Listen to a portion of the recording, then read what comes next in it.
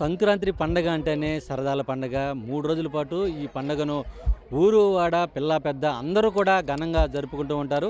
సంక్రాంతి పండుగల్లో మొదటిది భోగి. భోగి రోజున చిన్న పిల్లలకు అంటే 8 సంవత్సరాల లోపు పిల్లలందరికీ కూడా భోగి పళ్ళు వేసి వారికి దిష్టి తీసే విధంగా కూడా ఈ కార్యక్రమాలంతా కూడా జరుగుతూ ఉంటాయి.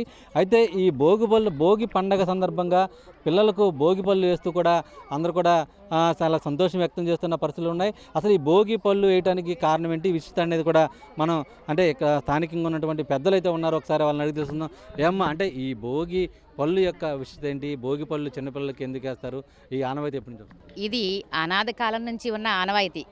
ఈ భోగి రోజున పిల్లల్లో ఉండే దిష్టి పోవటానికి ఇది 1వ సంవత్సరం నుంచి 8వ సంవత్సరం వరకు పిల్లలకి ఈ భోగిపళ్ళు నుంచి దిష్టి తీస్తారన్నమాట. ఈ భోగిపళ్ళలో బదరీ ఫలాలు అంటే రేగుపళ్ళు, ఇది సూర్యప్రధానమైన పండు అన్నమాట.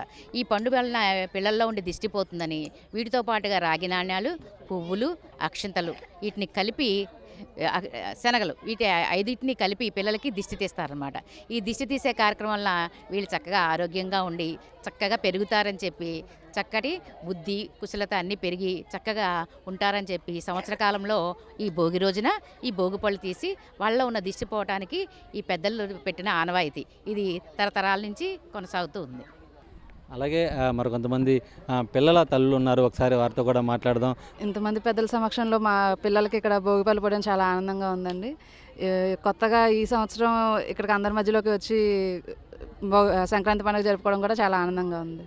చిన్నపిల్లలకు భోగి పళ్ళు వేయటం వల్ల వాళ్ళు ఆరోగ్యాలతో మంచి పెరుగుదలతో మంచి పుష్టిగా పెరుగుతారని చెప్పి కూడా ఒక నానుడి ఉంది. ఆ మేరకే పెద్ద ఎత్తున ఈ భోగి పండుగ సందర్భంగా భోగి పళ్ళు కూడా చిన్నపిల్లలకి వేస్తున్న పరిస్థితులు అయితే కూడా గోదావరి జిల్లాలో ఎక్కువగా జరుగుతూ ఉంటాయి.